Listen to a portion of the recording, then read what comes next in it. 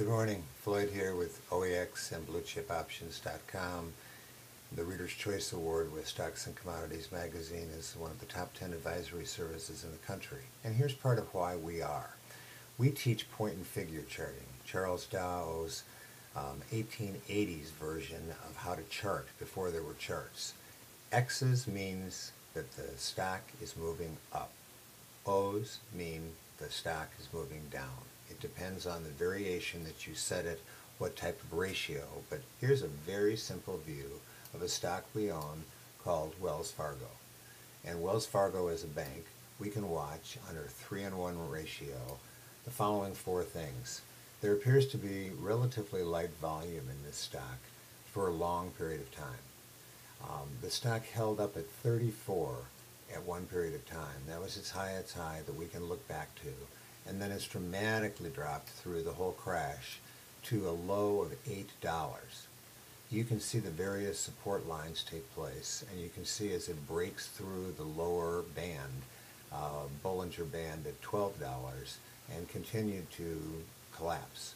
It began to move back up at $8.50 and hit a higher high. Again, here's two X's. It makes it one X above that, it's a higher high.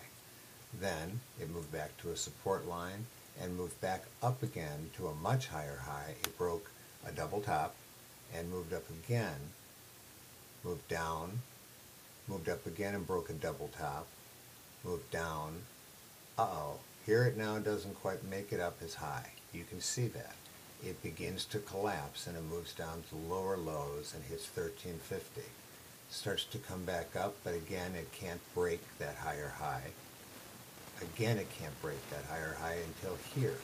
And it starts to move up, lower lows, breaks a double top, now deeper lows, but it catches itself, breaks a double top, goes up, support, and now it starts resistance all the way up to $28. Solid movement. Some breaks, again it hits at 28. You can start to see that 28 is a very strong resistance line. If you had bought this stock, now let's say you had bought this stock at $17.